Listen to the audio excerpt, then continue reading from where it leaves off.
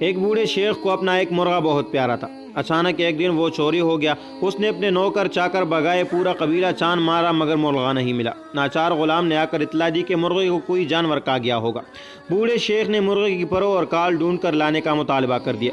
غلام حیران اور سرگردہ ڈھونڈنے نکل پڑے مگر بے سود۔ شیخ نے ایک اونٹ کاٹا اور پورے قبیلے کے معاہدین کی دعوت کر ڈالی۔ جب وہ کھانے سے فارغ ہوئے تو شیخ نے ان سے اپنے مرغے کا دکھ بیان کیا اور ان سے مدد کی درخواست کی۔ کچھ زیر لب مسکرائے، کچھ نے بڈھے کو خبتی سمجھا مگر وعدہ کیا کہ کوشش کریں گے۔ باہر نکل کر مرغے کی تلاش پر اونٹ ذبح کرنے پر خوب گپ شپ ہوئی۔ کچھ دن بعد قبیلے سے بکری چوری ہوئی۔ غریب آدمی کی تھی، وہ صرف ڈھونڈ ڈان کر خاموش ہو گیا۔ شیخ کے علم میں جب بات آئی تو اس نے ایک اونٹ پھر ذبح کیا اور دعوت کر ڈالی۔ جب لوگ کھانے سے فارغ ہوئے تو اس نے پھر مرغے کی تلاش اور بکری کا قصہ چھیڑا اور قبیلے کو کہا کہ اس کا مرغہ ڈھونڈ دے۔ اب تو کچھ نے اسے برا بھلا کہا، کچھ نے اس کو دلاسا دیا کہ اتنی بڑی بات نہیں، صبر کر لو، اس سے زیادہ اپنا نقصان کر چکے ہو۔ ابھی 3 دن ہی گزرے تھے کہ شیخ غفور کا اونٹ رات کو اس کے گھر کے سامنے سے چوری ہو گیا۔ شیخ غفور نے اپنے ملازمین کو خوب برا بھلا کہا اور خاموش ہو گیا کہ ایک اونٹ اس کے لیے کوئی مالی وقت نہیں رکھتا تھا۔ بڈھے شیخ کو جب علم ہوا تو اس نے پھر ایک اونٹ کاٹا اور قبیلے کی دعوت کر دی۔ کھانے سے جب سب فارغ ہوئے تو اس نے سرسری اونٹ گم ہونے کا ذکر کر کے اپنے مرغے کو یاد کیا اور قبیلے سے التجا کی کہ اس کا مرغہ ڈھونڈ دے۔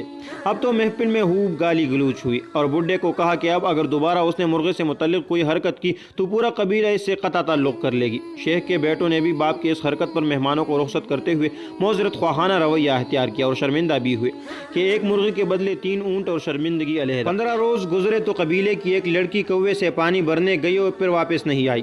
گاؤں میں کہرام مچ گیا، پورے قبیلے کی عزت داؤ پر لگ گئی۔ نوجوانوں نے جتے بنائے اور تلاش شروع کی۔ پہلے گاؤں، پھر ارد گرد، پھر مزید گاؤں کے لوگ شامل ہوئے اور ارد گرد کے گاؤں سے معلومات کی گئی تو پتہ چلا کہ کچھ ڈاکو قریب پہاڑ کے غار میں کچھ عرصے سے رہتے ہیں۔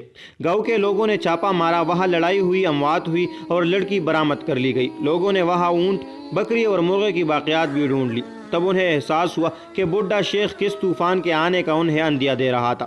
اگر گاؤں کے لوگ مرغے پر ہی متحد ہو جاتے تو آبرو تک بات نہیں پہنچتی۔ قرآن مجید کی سورت السجدہ کی آیات کا ترجمہ ہے کہ بال یقین ہم انہیں قریب کے چھوٹے سے بعض عذاب اس بڑے عذاب کے سوا چکائیں گے تاکہ وہ لوٹ آئے۔ السجدہ یہ اللہ کریم کی سنت ہے کہ وہ بڑی تکلیف سے پہلے چھوٹی تکلیف سے تنبیہ فرماتا ہے تاکہ اہل عقل سمجھ جائے اور اپنے زیر تسلط اپنے ریوڑ پر توجہ دے، اس سے قبل کے بیڑے نوچ کھائے۔